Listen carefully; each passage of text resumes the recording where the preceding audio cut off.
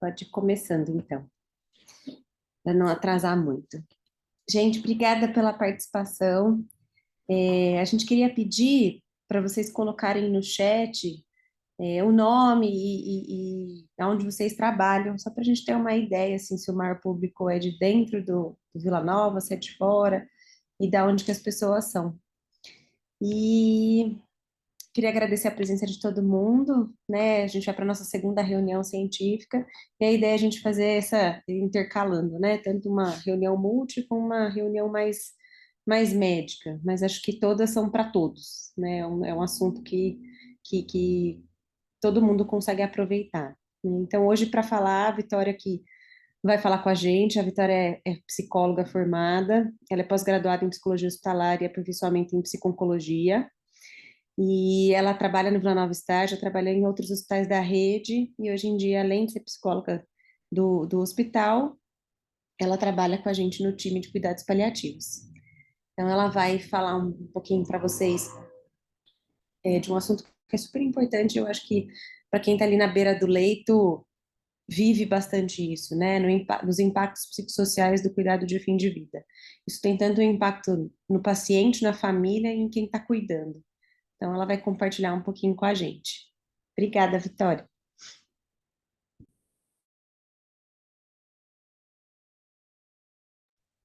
Oi, gente, boa noite. Só reiterando, obrigada pela presença. Muito bom ter esse espaço aqui, compartilhar com todo mundo. A gente tem, assim, eu espero, né, alguns minutinhos no final para a gente conseguir trocar um pouco.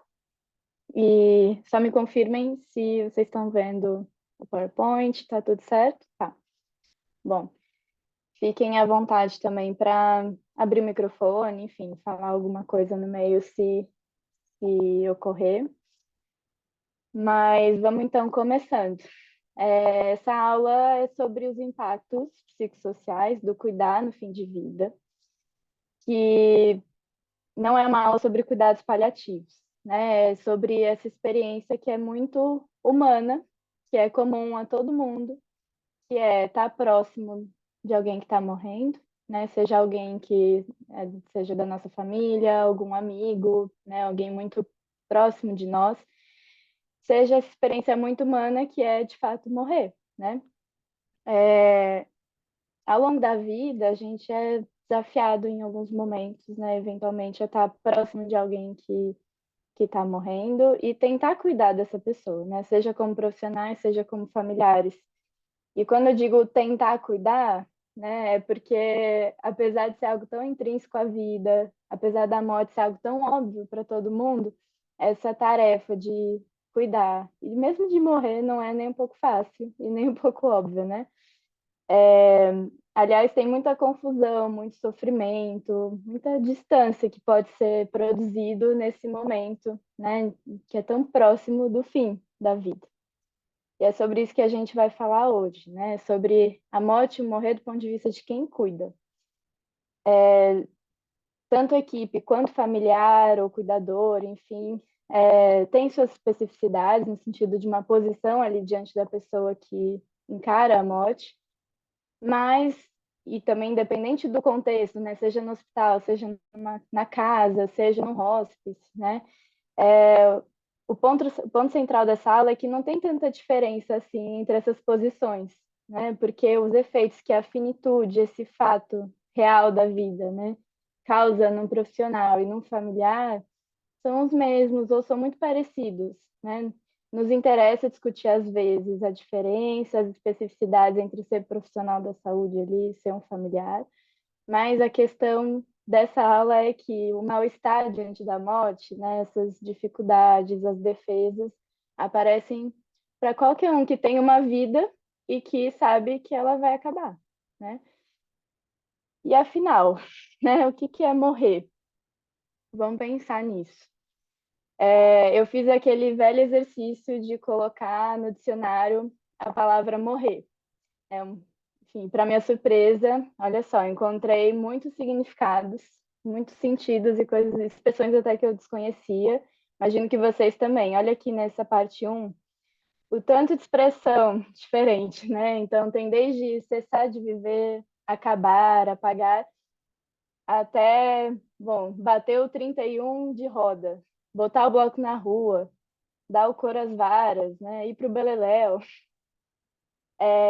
Olhar para esse tanto de expressão faz a gente pensar também na variedade de significados e sentidos que cada um vai dar para a morte e para o viver, né?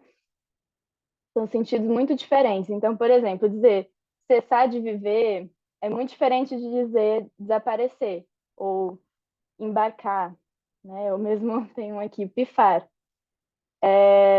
Ou ir para o beleléu, virar presunto, é diferente de ir desta para melhor. São sentidos muito diferentes para o viver, né? E é tão interessante, daria para a gente ficar um tempão aqui discutindo esses significados diferentes, mas e o tanto que eles implicam diferentes olhares até culturais, né, sobre a morte. Mas eu separei aqui algumas observações para guiar umas reflexões sobre isso, né? Bom, se a gente olhar aqui, né, esses em azul, chegar ao fim em algum lugar após um determinado trajeto, ou cessar o movimento, desaguar ou desembocar, né? São ideias que trazem algo de a vida foi o que tinha de ser, né? Assim, acabou e pronto. Mas aqui em roxo, ficar inacabado, interrompido ou suspenso traz uma ideia de uma inconclusão, de algo que não teve o fim devido, né?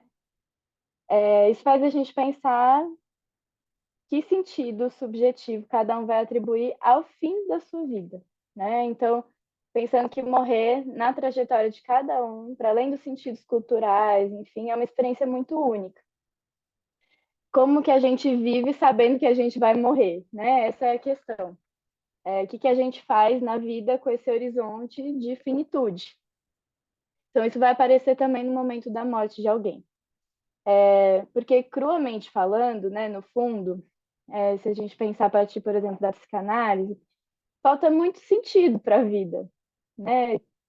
Como assim? A gente nasce e, de repente, a gente vai crescendo e descobre que a gente vai embora, né? A gente toma consciência da realidade da finitude. Isso, essa iminência da morte, de que vai vir um fim, né? De que esse é o nosso destino, tem um valor de um trauma que é muito fundamental para a gente, então, se constituir como pessoa, né? Então, bom, já que é assim, eu vou viver, vou fazer algo com a minha vida, né? Um pouco isso. E a vida vai sendo basicamente o que cada um faz com esse fato, né? E até a partir daí que a gente vai criar alguns funcionamentos psíquicos, né? As nossas defesas, sintomas, as nossas fantasias sobre a vida, os nossos desejos, enfim. Esse fato da finitude tem tudo a ver com como a gente vai viver, né? E então, por isso, alguns entendem esse trajeto como ele foi o que ele pode ser e ponto, né? No momento da morte. E alguns entendem angustiados, né? Como uma coisa que não teve o fim devido, que deveria ter sido mais, né? Enfim. Agora, outros sentidos. Deixar de ser visto, desaparecer, cair no esquecimento. É um sentido que dá a notícia para a gente que morrer e existir no mundo implica um outro, uma comunidade, uma família, etc. Né? Então, implicam também uma história e um lugar no mundo. Isso é muito fundamental para o nosso tema, para a gente pensar o papel que esses outros, né, a equipe, a família, enfim, vão ter no momento da morte e desse processo de morrer. A realidade dessa finitude da vida, né, faz a gente considerar, né, encarar isso, encarar que a gente está morrendo, que a gente pode vir a morrer, faz a gente considerar como é faltar no mundo, não estar mais no mundo, né, inclusive para o outro. Como é que é não estar mais na minha família, né? Isso pode causar muita angústia, mexer muito com a nossa fantasia de onipotência, né? De que a gente pode controlar e conduzir a nossa vida do nosso jeito, ao nosso modo, né? Então, por isso que pode ser também muito angustiante.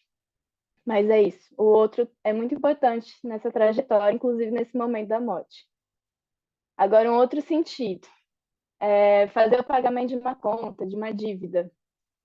Isso pode se articular até com concepções mais religiosas, às vezes, né, que são muito importantes também para cada um atribuir sentido para esse momento da vida. Mas, enfim, uma ideia talvez de que você tem que passar por algo, né? Também no momento da morte. Então, não apenas você vai pagar uma dívida ao morrer, mas no processo de morrer, às vezes, tem muita gente que diz isso, né? Eu estou passando, estou sofrendo, porque eu tenho que pagar uma dívida, né? Eu tenho que passar por isso de alguma forma. Tem um sentido maior. Agora, uma última concepção. Morrer como a perda de algo que se acreditava ter para sempre. Bom, essa é um ponto muito difícil, né? Porque é inconcebível para todo mundo pensar de fato na própria morte. Tanto porque a gente não consegue imaginar exatamente como é estar morto, né? Ninguém tem essa experiência até que morre e depois não pode mais imaginar, né? Então, esse horizonte de finitude, de que a gente vai morrer, de que a morte está ali, fica como algo que é muito estranho para a gente, né? A gente vai falar mais disso depois. Mas um gancho aqui para a gente agora é olhar para como essa concepção, que é muito moderna, assim, muito ocidental também, né, sobre a morte, como o fracasso da vida, né, como a perda de algo que a gente não deveria perder, né, a vida como algo que deve ser mantido a todo custo. Então, a morte, por consequência, como um dano que deve ser evitado a todo custo. Isso também vai angustiando muito, né? Esse processo de evitar demais algo que está ali.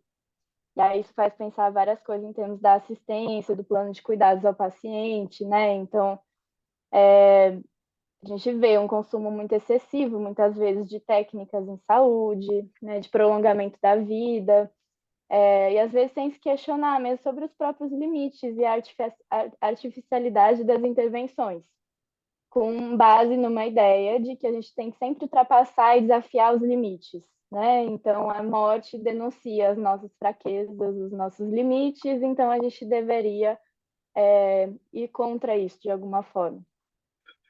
Enfim, né, com o ideal de juventude eterna, de uma potência que está ali sempre, né, que a gente vai sempre viver com base numa potência muito grande. Enfim, difícil assumir nossas limitações às vezes. Bom, só vou pedir, gente, se todo mundo puder desligar o microfone. Tá, só um segundinho. Obrigada. Bom, você já pensou em vários sentidos aqui sobre a morrer, mas e quando é o outro que está morrendo, né? Não é exatamente a gente, no sentido da gente não estar no momento final de vida. Mais especificamente, né? Vamos pensar nisso. Vamos fazer um recorte terminológico primeiro. A gente vê vários termos aí: terminalidade, fim de vida, processo ativo de morte, são coisas diferentes. Buscando na literatura, a gente vê que existe uma imprecisão conceitual, né, de definições. Tem até essa revisão sistemática muito interessante que vai dizer disso, né, dessa dificuldade de definir exatamente cada termo, mas dizer, né, que eles diferem de alguma forma em termos de sua aplicação na assistência, né, mas eles têm em comum o fato de se referirem à terminalidade no sentido de ser um momento da vida, uma condição, um tempo do paciente em que ele está mais próximo da morte do que em outros momentos da vida, né? A gente vai analisar cada termo e entender cada termo com base em três variáveis principais, que são o tempo, a funcionalidade do corpo, né? E a resposta do paciente a um tratamento modificador da doença, um tratamento curativo. Então, só para passar rapidinho, né? Terminalidade se referiria mais a uma condição de uma pessoa que tem uma doença ameaçadora da vida. Então, um momento em que um momento do corpo ali em que passam a se ver perdas funcionais, mas não necessariamente que indicam uma proximidade com a morte, né? Uma proximidade ainda mais, muitas vezes, simbólica, imaginária do que iminente. Então, a morte não está ali nos próximos dias e semanas, mas a pessoa passa a supor que ela né, por conta dessa doença, pode vir a morrer, né? Então, inaugura essa possibilidade em algum momento, que pode até durar anos, adentrar um momento de fim de vida. Já o fim de vida, né, seria mais um recorte temporal, no sentido de ser a última etapa mesmo da vida. Então, é um momento que se observa um declínio funcional progressivo, com uma proximidade de fato com a morte, né? Então, por exemplo, né, a gente que está na assistência vê que aumentou intercorrências, tem uma limitação prognóstica, redução da expectativa de vida, a pessoa passa a internar muito mais no hospital, por exemplo, né? Então, aí é indicado também entrar em cuidados de fim de vida especificamente, que não é o que a gente vai discutir hoje, né? Mas, enfim, bom para se ter em vista. E aí o processo ativo de morte é mais consensual, que indique as últimas 48 últimas horas de vida, mas também podem haver exceções, pessoas que ficam mais dias nesse processo ativo de morte, né? Tem sinais muito característicos e objetivos mesmo de perda de funcionalidade, enfim. É importante a gente olhar para isso, não porque a gente vai se deter hoje nisso, mas porque entender cada momento, cada condição do paciente, com base nessas variáveis de funcionalidade, resposta ao tratamento, é muito importante para a gente, como equipe de saúde, diagnosticar corretamente como organizar e como decidir sobre os cuidados a esse paciente, a essa família, né? Agora, para essa aula hoje, a gente vai falar não exatamente, especificamente de um desses momentos, né, mas entender que o tema da finitude, ele pode aparecer, inclusive ter impacto sobre uma família e uma equipe em qualquer um desses momentos, em qualquer condição, né? Uma pessoa pode se dar conta de que o familiar pode vir a morrer no momento que ele recebe um diagnóstico de uma doença crônica, 10 anos antes dele de fato morrer, né? Pode ter sido o primeiro momento que a pessoa de fato se deparou com isso, né? Mas pode ser também no momento que a pessoa morre, né? Pode não ter sido antes disso. Então, aqui nos interessa pensar no impacto da realidade da finitude na vida, né? Bom, e aí, voltando à nossa questão de e quando é o outro que está nesse momento do fim da sua vida, né? Seja quanto tempo isso for, né? Anos, semanas, dias. Separei três camadas para a gente discutir, né? Então, primeiro em relação a como isso faz pensar na nossa própria finitude, depois em relação aos lutos, às perdas iminentes, depois em relação à organização dos cuidados e ao processo de tomada de decisões.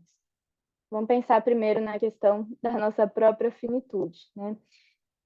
A morte, a gente sabe, é uma certeza para todo mundo. Mas esse é um fato que chega para a gente através do outro, muitas vezes, né? Porque ele fica esquecido ali boa parte dos momentos da vida.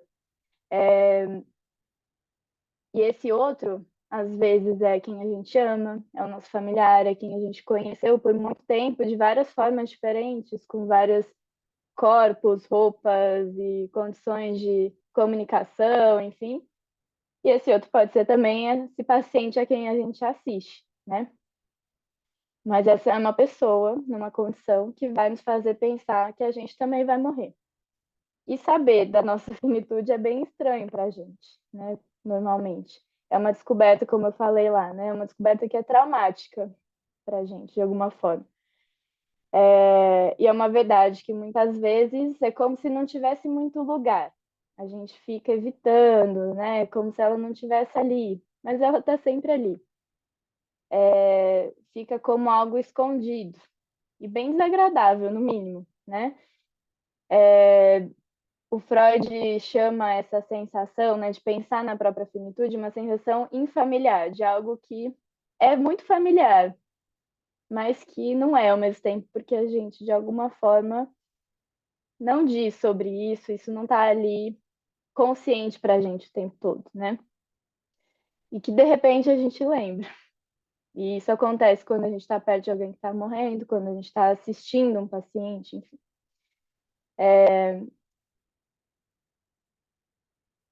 O Freud tem uma frase que é assim, nesse texto, que é bem interessante, chama Condições Atuais sobre a Guerra e a Morte. Ele fala da inconfundível tendência de pôr a morte de lado e de eliminá-la da vida, de reduzi-la ao silêncio.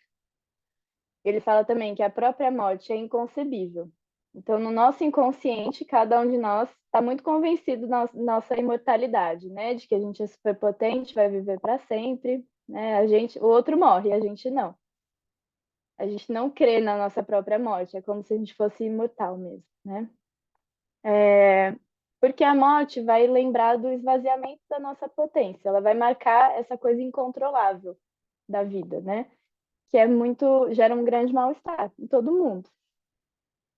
E aí, em geral, a gente tem muito medo nesse processo de morrer, né? Mas falando mais concretamente, a gente tem muito medo de se perder, no sentido de perder algo que é muito valioso para a gente. Nesse momento em que a gente precisa adaptar tanta coisa, a gente precisa rever tanta coisa, fazer tantos lutos, né?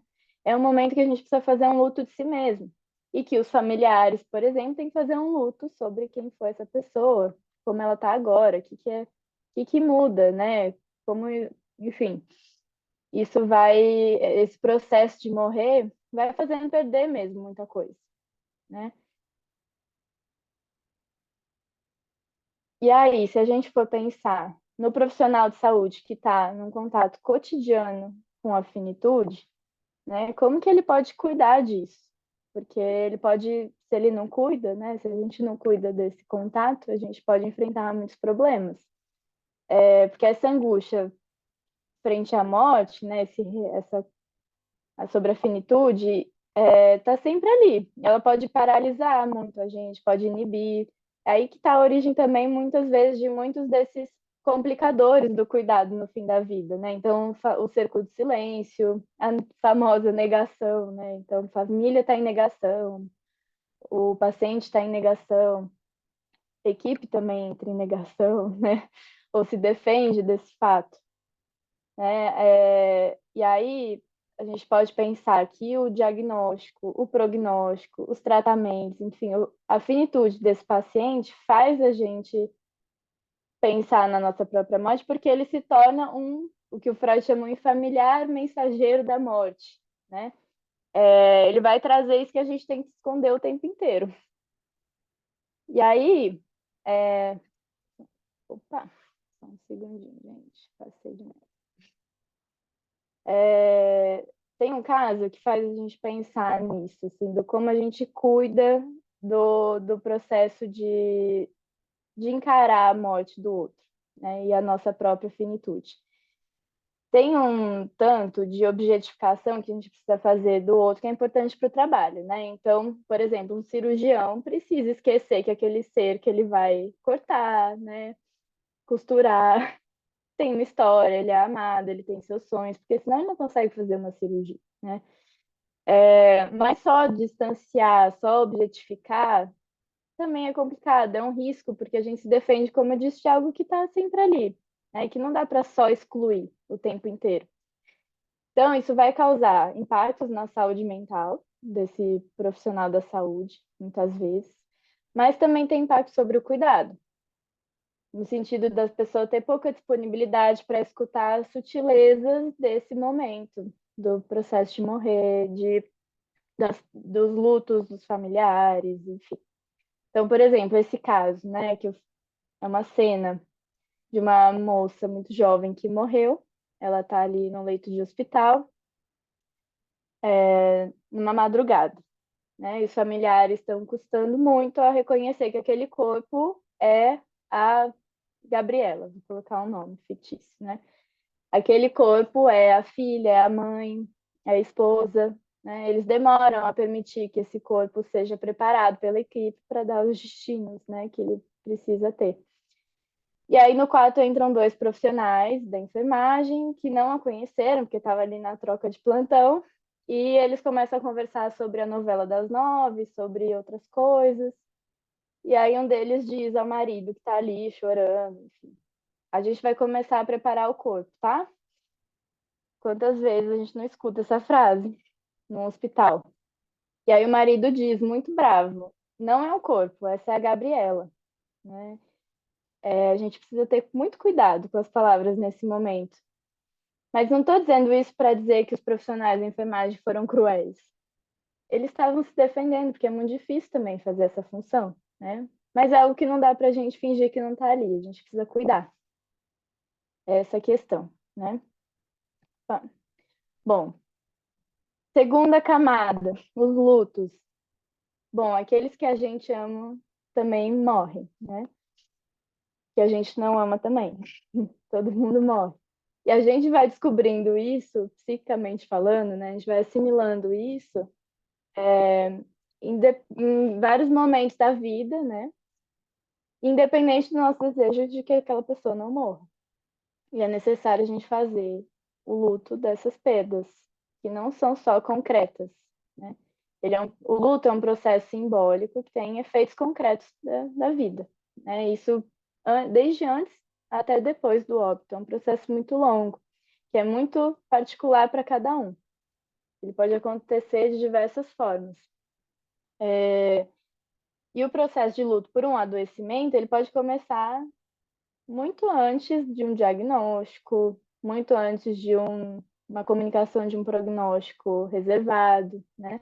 As perdas de funcionalidade, por exemplo, as mudanças do corpo, as adaptações que o tratamento médico implicam, né? As variações até de humor, de comportamento, neurológicas, tudo isso pode dar indícios pode fazer começar um processo de luto por um familiar, por exemplo, né? Porque são questões, são mudanças, são perdas que implicam uma reorganização que é necessária, e não só do ponto de vista concreto, né? Então, precisar contratar cuidador, precisar, enfim, dar conta de uma série de questões novas da realidade concreta. Mas também é uma reorganização que a gente precisa fazer emocionalmente, psiquicamente, né? Como é que vai ficar a imagem do outro para a gente, depois de tanta coisa que muda?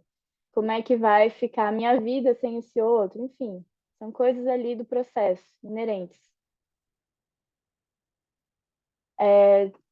Tem essa frase interessante, que fazer o luto não é meramente esquecer ou desligar-se de um ente ou objeto querido. Implica reconstruir as relações que se revelam também ou somente após a perda.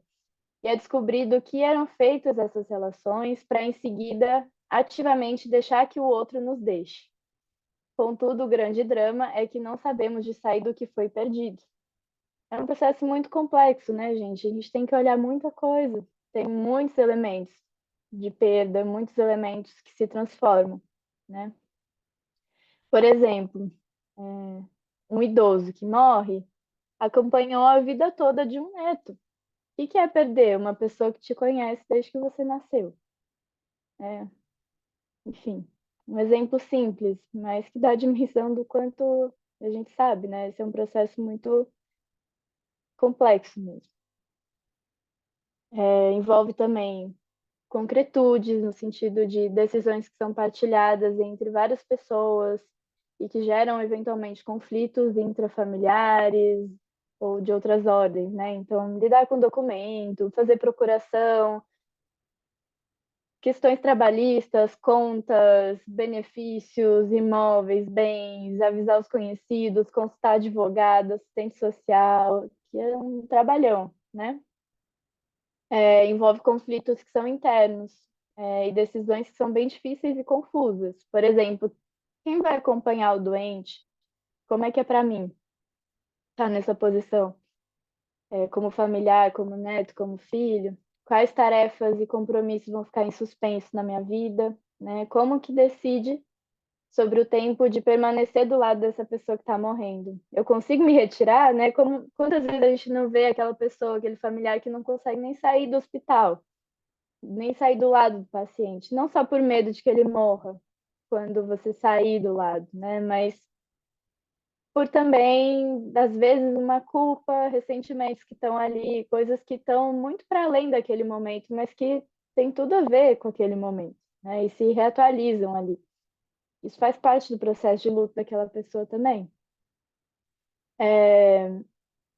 Como cada família vai se posicionar nesse processo e como também o paciente vai vivendo esse luto e como isso afeta a família. Então, por exemplo, um paciente que vai aos poucos se desligando psiquicamente, né? Então, não quer mais conversar muito, está fazendo seu processo ali de morrer.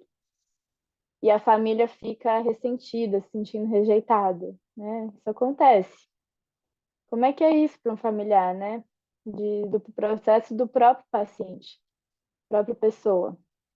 E como os tempos desse tratamento, as mudanças no corpo vão incidindo também sobre o processo de luto, é uma questão, né? Isso também para a equipe. Então, por exemplo, tem essa fala, né? Esse paciente está falando muito da morte, ele está deprimido, tem que se animar. A gente da psicologia escuta muito isso, né, no hospital. Por quê que é um problema ele falar tanto assim da morte? Será que é necessariamente indício de uma depressão? Será que ele está fazendo o luto de si mesmo? Como esse processo de luto do paciente vai afetar a equipe, né? Inclusive na tomada de decisões sobre o tratamento. Bom, em relação a essa terceira camada, né, da organização dos cuidados, do processo de tomada de decisões, uma coisa que a gente tem que ter muito claro como equipe de saúde é cuidar é a mesma coisa que tomar decisões. Para cuidar, a gente toma decisões. Então, uma decisão ela tem um peso muito grande. Pode ter o peso de um cuidado, o valor de um cuidado, mas pode não ter. A família também toma decisões para poder cuidar. Mas aqui aí entram algumas especificidades, a gente vai falar um pouquinho mais disso agora. As decisões, frente a um processo de fim de vida, a um diagnóstico crônico sem perspectiva curativa, enfim, são decisões muito complexas em vários níveis. E o paciente nem sempre está em condições de dar um consentimento informado para escolher junto, às vezes a família também não.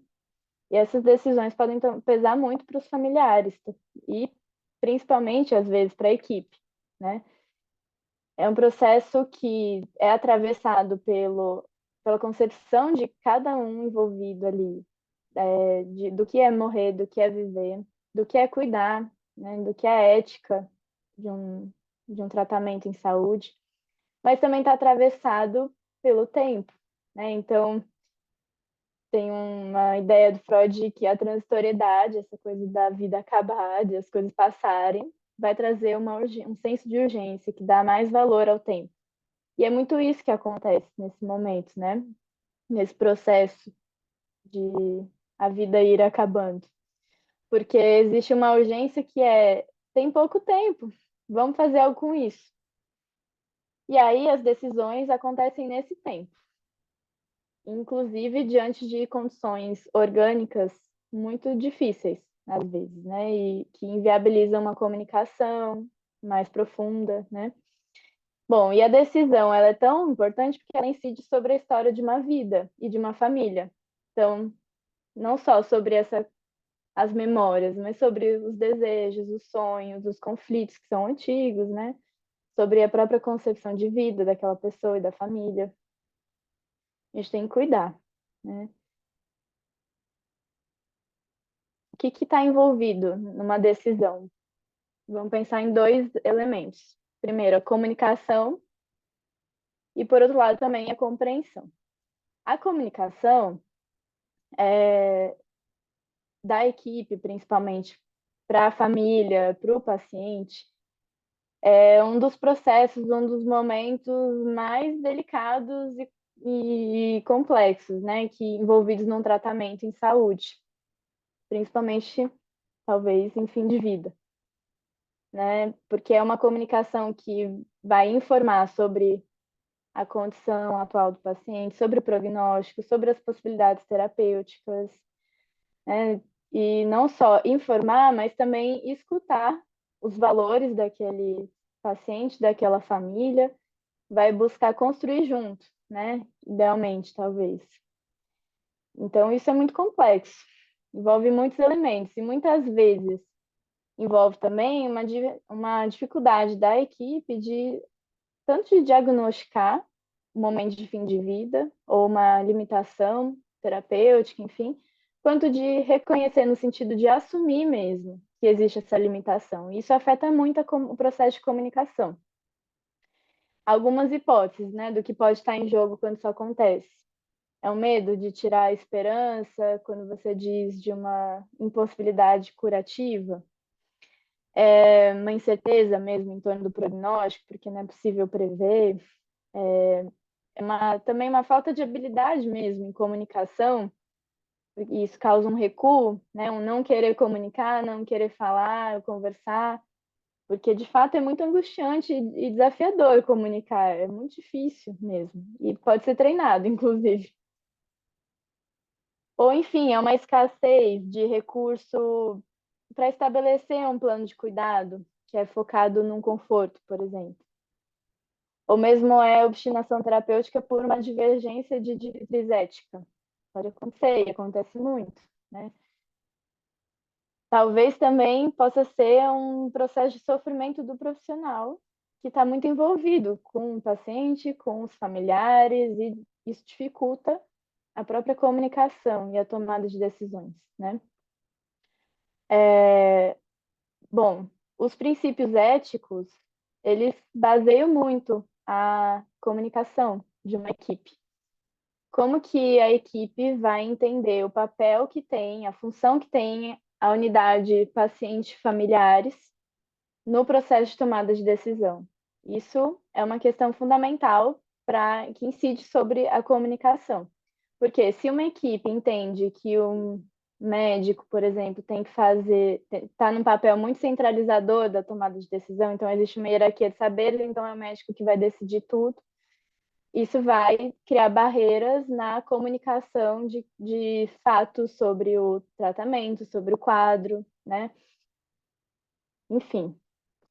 Agora, do ponto de vista da compreensão, principalmente da família, mas também da equipe, né? A gente precisa entender que é importante ter clareza, né, sobre o que está acontecendo.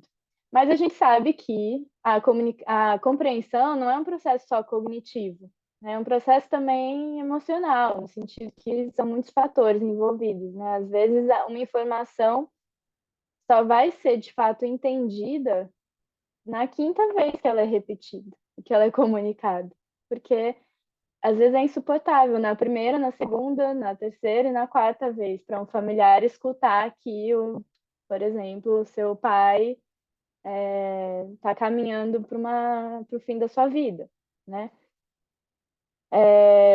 A gente pode pensar que é um movimento pendular.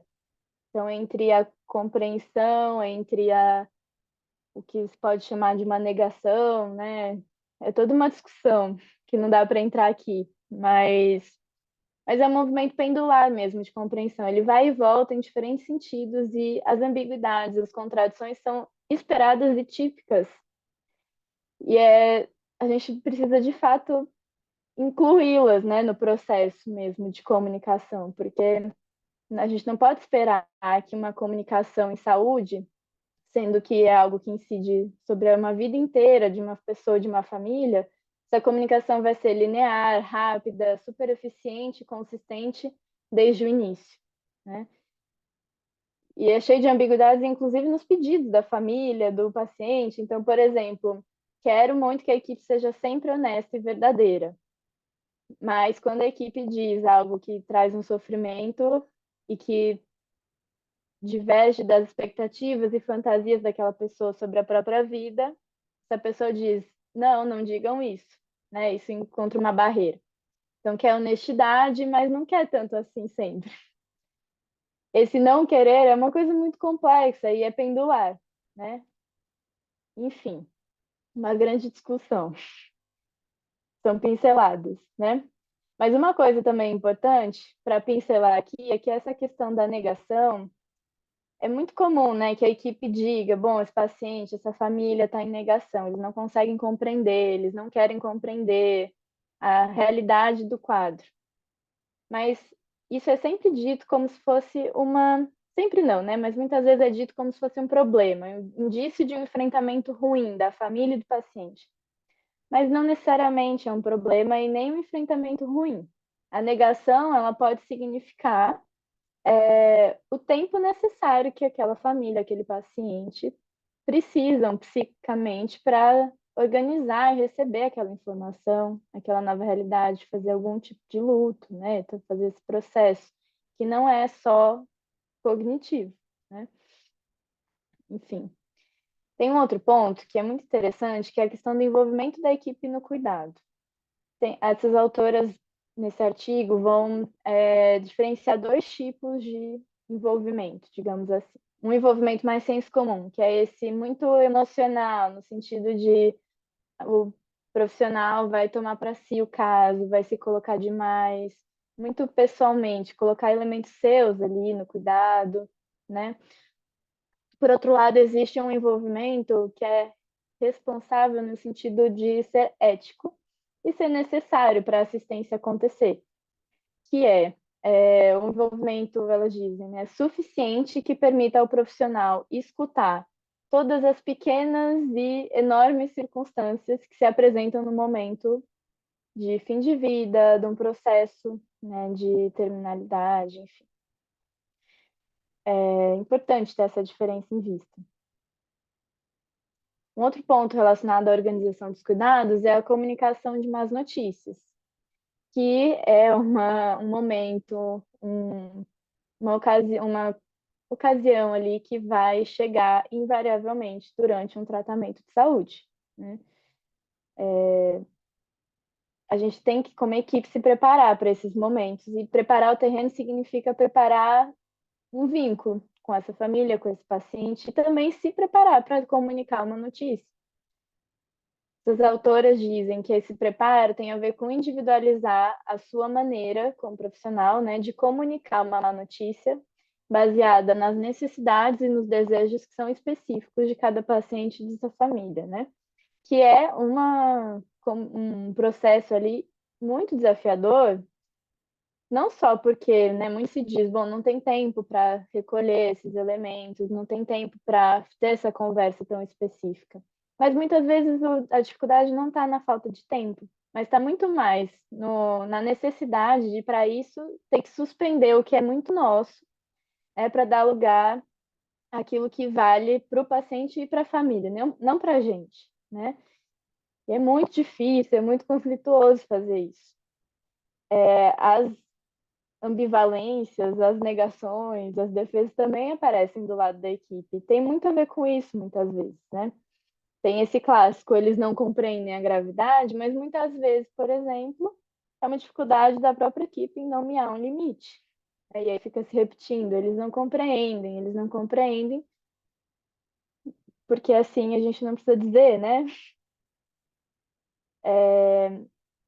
Essa foto me faz pensar muito no cerco de silêncio também, né? Que é isso de não dizer algo que está ali, que está óbvio, né? Tudo bem, nem sempre óbvio, mas algo que talvez precise ser dito sobre o quadro, sobre o tratamento, sobre as possibilidades terapêuticas, né? Muitas vezes um profissional tem um medo de tirar a esperança do paciente, de piorar, então o paciente fica depressivo, muito ansioso por conta de dizer, olha, você a quimio, por exemplo, não tem mais efeito curativo, não está tendo o efeito que a gente esperava inicialmente, né? Então, ou enfim, não dizer um diagnóstico para um paciente, né? Então, as coisas vão acontecendo sem que a equipe diga, por medo.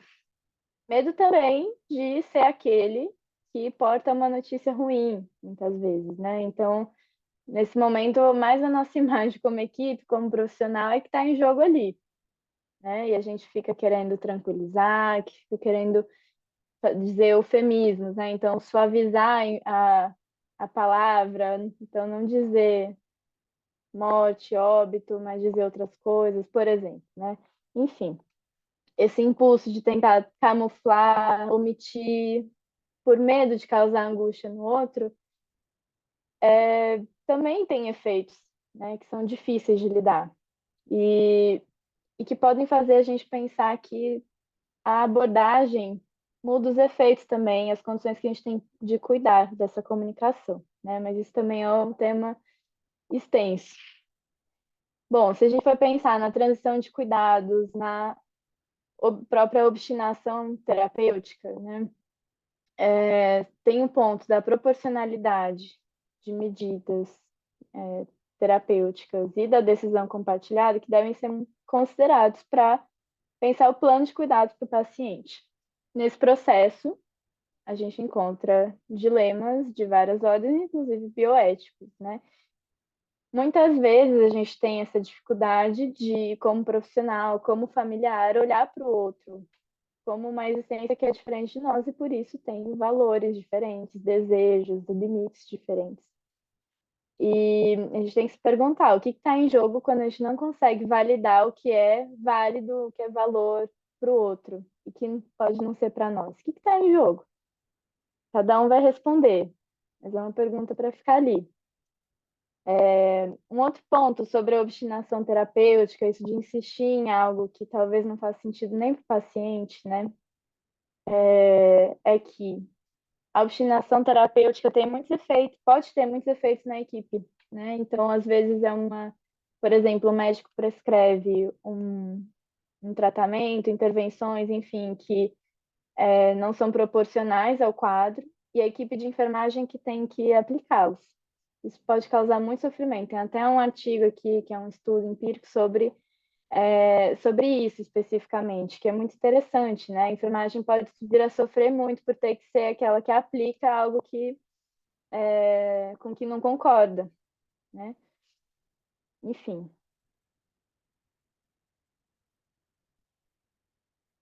Acho que tem uma especificidade sobre o processo ativo de morte que é importante olhar, né? Que tem a ver com esses sinais muito característicos desse momento, né? Das últimas horas de vida, e que muitas vezes produzem sofrimentos que são novos na família, porque tem a ver com algo que ela desconhece, que é esse processo, né, de morrer de fato, né, nas últimas horas de vida, vai tendo efeitos no corpo. Isso depende muito da condição de cuidado, enfim, o ambiente que o paciente está e tudo isso, mas trouxe aqui dois exemplos para pensar nessas especificidades. Por exemplo, a redução do nível de consciência, a confusão que o paciente pode apresentar, né? E essa possibilidade cada vez menor e restrita de se comunicar, né? O paciente e o familiar se comunicarem. Então, o que que é o familiar ficar ao lado de uma pessoa que ele conhece há anos, talvez, né? Ou enfim, conhece muito bem, é próximo, mas que ali não pode mais conversar, não sabe nem se está percebendo a presença desse familiar ali. Enfim, o que que é essa experiência? A gente também tem que orientar, né, que tem algo desse processo de redução do nível de consciência, etc., que é esperado, que faz parte, né, que não deixa também de causar angústia no familiar. Outra coisa, diminuir a diurese e, consequentemente, a ingestão de líquidos também é um ponto comumente angustiante para a família, né? Então, como assim? Ele vai morrer desidratado? Não vai dar água? Não vai hidratar de outras formas? Como é isso? E aí, muitas vezes, a gente sabe, as equipes vão prescrever soro ou hidratações artificiais por não saber lidar, não conseguir lidar com essa angústia da família, né? Mesmo sendo algo fútil, do ponto de vista terapêutico. Bom, gente, foram muitas pinceladas, né? É um tema vasto, mas são muitas camadas também, do que estar do lado de alguém que está morrendo pode nos suscitar, como equipe, como familiar, como ser humano. Mas, mas enfim, acho que a gente pode partir daqui para outras discussões.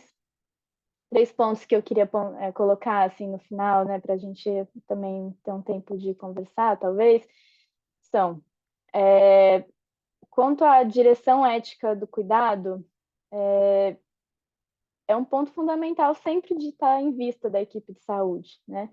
Que a família não pode carregar o peso de tomar todas as decisões sozinha. E, ao mesmo tempo, a equipe carregar essa centralização, esse lugar de ter que decidir tudo também sozinha é muito pesado.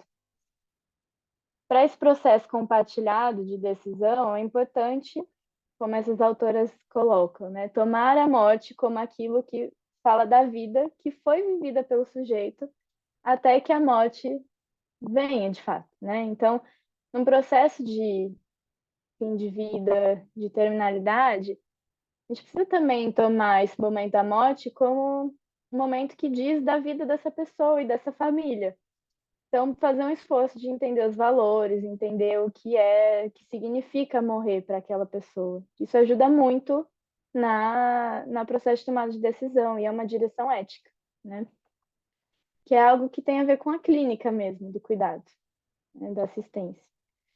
Outra coisa, é submeter o paciente a protocolos generalizados, exatos, enfim, é algo que pode ter efeitos também mortificantes, mortificadores, né? Pode modificar a pessoa que recebe um tratamento. Então, ela é uma pessoa, ela não é o sujeito daquele protocolo. Não pode ser esquecido. Tem essa frase de uma paciente que eu atendi uma vez no hospital que dizia: eu posso ter câncer, mas eu também tenho minhas manias. E é justamente isso, né? Quem é essa pessoa que está sendo submetida a protocolos de cuidado e que está morrendo, que pode vir a morrer em breve, etc. Mas segue sendo uma pessoa, né? Não um paciente. Algo que parece algo, mas que a gente esquece. E uma questão é para a qualidade, né? Tanto o setor quanto pessoas que estão envolvidas em pensar a qualidade dos serviços de saúde, que possam se interessar pela satisfação dos pacientes e dos familiares nesses processos, né? De fim de vida, de internações hospitalares ou, enfim, serviços de saúde no geral opa, que, que tenham que lidar, né, com esses cuidados mais específicos. Tem esse artigo que eu indico sobre isso, inclusive, que é muito interessante, fala sobre alguns fatores envolvidos nessa satisfação do cuidado em fim de vida. Bom, para finalizar essa frase aqui do Freud, que é muito bonita, que é: suportar a vida continua a ser o primeiro dever dos vivos. Recordemo-nos do velho ditado: se queres conservar a paz, prepara-te para a guerra. No momento atual, caberia a gente mudar esse ditado, né? Que seria: se queres aguentar a vida, prepara-te para a morte. E isso é algo que nós, como pessoas e também como equipe de saúde, precisamos fazer. Que são algumas referências e o meu contato, caso queiram ver alguma coisa, pedir algo, comentar, etc. Fico disponível, gente. Obrigada. A gente tem poucos, mais alguns minutinhos e esse diálogo segue, viu? Vou tirar a apresentação. Obrigada, Vitória. Acho que bem rica a apresentação. Logo quando você começa, eu lembrei muito de um livro, quando você traz os significados da morte, né? E aí um deles que você traz, né? Deixar de ser visto, desaparecer. Tem um livro do Arvin Allen, que é aquele psiquiatra americano, e ele faz terapia de luto com os pacientes dele, e um dos últimos livros dele ele escreve com a esposa. A esposa está com mieloma múltiplo e eles escrevem, cada um escreve um capítulo, e o livro é sobre a percepção da morte dela, vista por ambos, né, cada um com o seu olhar, ela da doença dela, da própria finitude, e ele da perda dela. E além dele olhar para a perda dela, ele olha para a morte dele, porque ele também já é um senhor de 90 e poucos anos, também tem uma insuficiência cardíaca avançada, então é alguém bem doente, também se depara com várias limitações pela idade, então ele já atende menos pacientes, ele ainda está terminando de escrever um último livro, enquanto ele estava escrevendo esse livro, e um dos medos dele é esse, dele ser esquecido. Ele fala que todas as pessoas da geração dele estão morrendo, depois que ele morrer, se todo mundo que conhece ele morrer, como é que ele vai ser lembrado? Então, isso me chamou bastante atenção, assim, dessa definição, que lembrou muito desse livro, assim, e como isso é uma preocupação para as pessoas, né, assim, de legado, principalmente, né, então, que se transforma numa angústia também, né, nesse processo de finitude. Mas eu achei muito boa a aula, e só um último comentário que eu queria, acho que compartilhar, né, quando você traz ali do paciente que fala muito da morte, né, e a equipe acha que ele está deprimido, a gente brinca assim que parece que tem que ter uma etiqueta, né, para o luto. E eu entendo que isso é uma defesa da equipe, né, mas a gente tem que entender que não existe essa etiqueta. Ao mesmo tempo que a gente acha que quem fala muito da morte está deprimido, a gente acha que quem não fala nada está negando. Assim, a pessoa não pode nem falar pouco nem falar muito. Tem que falar na medida que a gente acha que tem que falar, né? E não existe isso, né? Cada um vai ter a sua própria medida. Não tem uma medida certa ou errada. Tem o que cada um dá conta, né? E muitas vezes é a gente que não dá conta do sofrimento e acha que tem que ser diferente. Mas muito bom. Alguém quer fazer alguma pergunta? Eu queria deixar umas considerações aqui. Primeiro, parabenizando pela aula, interessante o tema. E acredito que não é uma coisa só minha, mas acho que falar sobre esse assunto movimenta muita coisa em todo mundo que está escutando aqui. Porque a gente vive isso no plano físico, né, de pessoas que se despedem desse plano, tanto quanto de relações, de pessoas que se vão, de histórias, amizades, relacionamentos e tudo mais. E eu fiquei muito, eu sou psicólogo, meu nome é Mário, né? E eu fiquei muito pensativo a respeito desse assunto da morte, principalmente na pandemia. A gente perdeu 600 mil pessoas, 600, sei lá, um número absurdo, muita gente. Eu não consigo nem imaginar o que são 600 mil pessoas. Não consigo nem imaginar quanto são 1.000 pessoas se eu visse assim, quanto mais 600 mil. E eu percebi que teve um tensionamento muito grande na clínica, na discussão na sociedade, principalmente a respeito do tabu que é a morte. A gente fala muito da vida, da vida, da vida, da vida, mas o tema da morte é completamente banido, inclusive dos velórios. Me lembro, alguns anos atrás, eu perdi uma amiga muito querida minha, e eu estava muito emocionado, chorando muito a perda dela, e você falou, né, Viridiana, da etiqueta, já vieram logo pessoas falando, não, vai lavar seu rosto, não fica assim, ela tá num lugar melhor, e a minha vontade naquele momento era, tipo, sai de perto de mim, deixa eu viver meu momento aqui. Então, acho que discutir essa questão exige coragem, porque é também peitar um tabu muito grande que é transversal ao hospital também. Então eu vejo que aqui tem muitas pessoas que trabalham em hospital, né? E eu fico imaginando o trampo que é trabalhar essas questões. Eu gostei de ver o detalhamento de cada uma das etapas, me fez pensar muita coisa também, de como é que isso é possível de ser trabalhado, se há possibilidade de se falar a respeito disso, de elaborar em conjunto. Porque parece que vira uma experiência individual do paciente ou do familiar, quando na verdade uma pessoa que quer falar da morte talvez esteja querendo falar propriamente da vida também. Enfim, é um pouco das provocações que ficaram aqui na minha cabeça. Mas muito, muito bom a apresentação.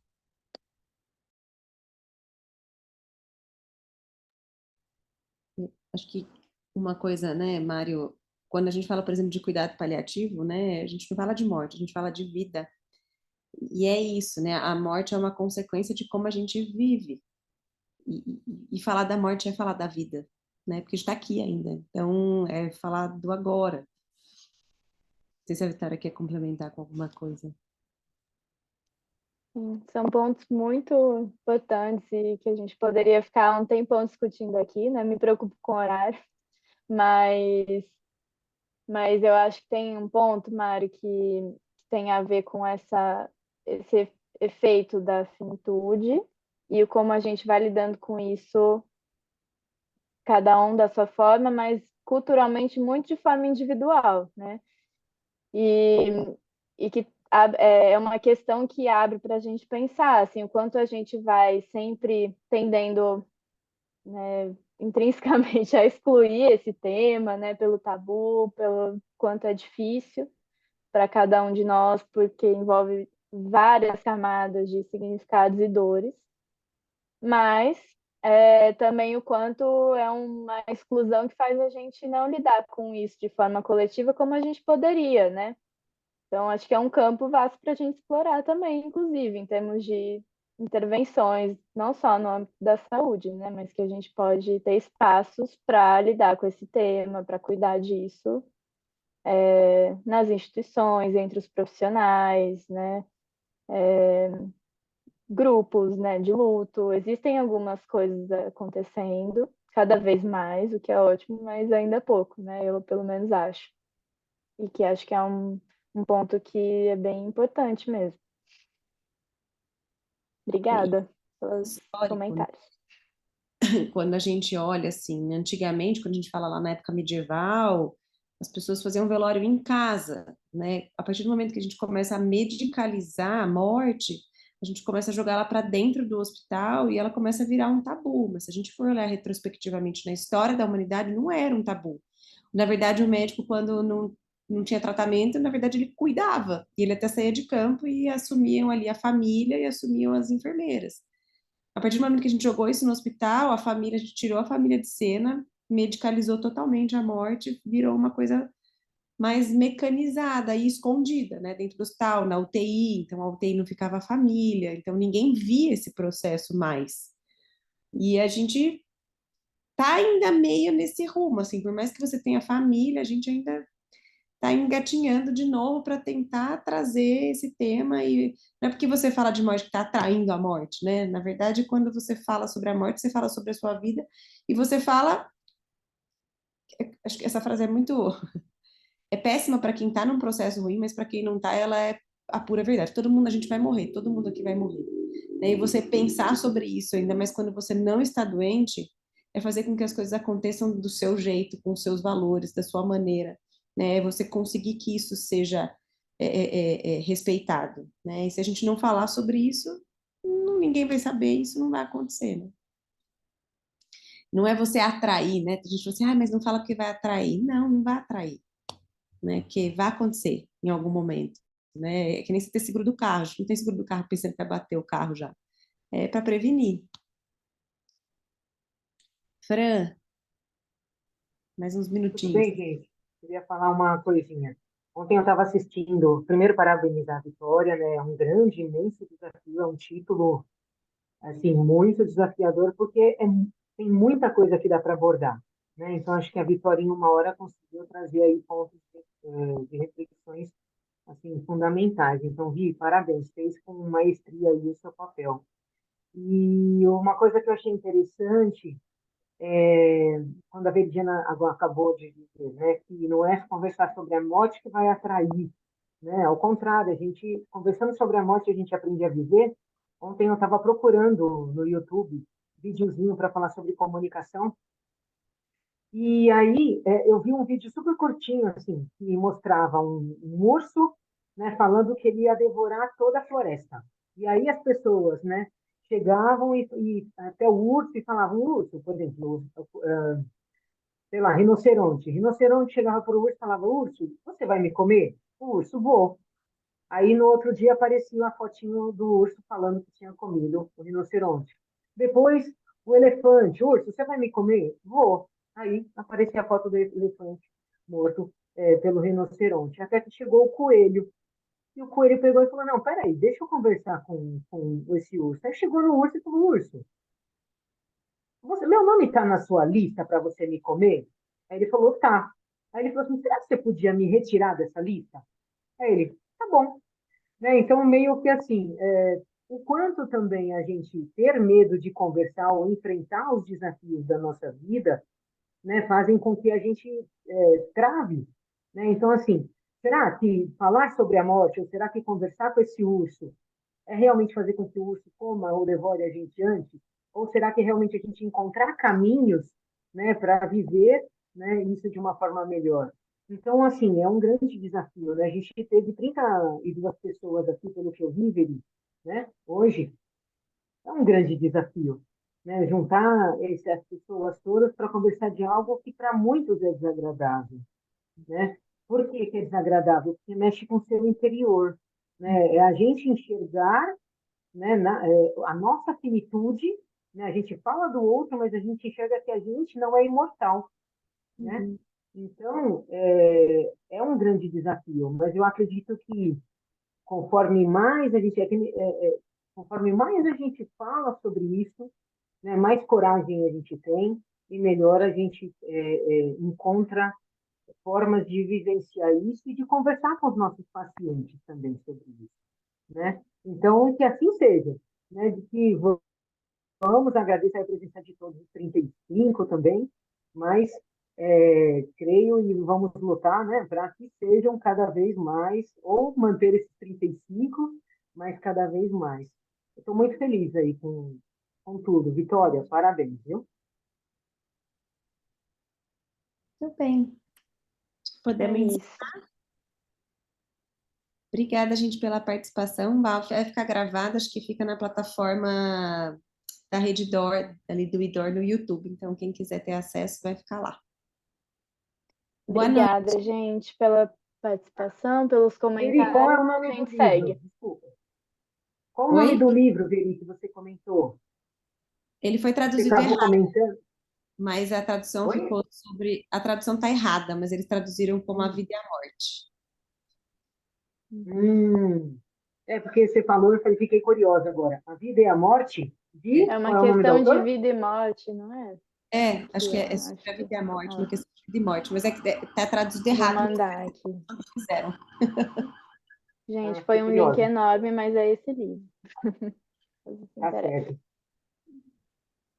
Até a próxima, gente. Mês que Tchau, vem. gente. Obrigada.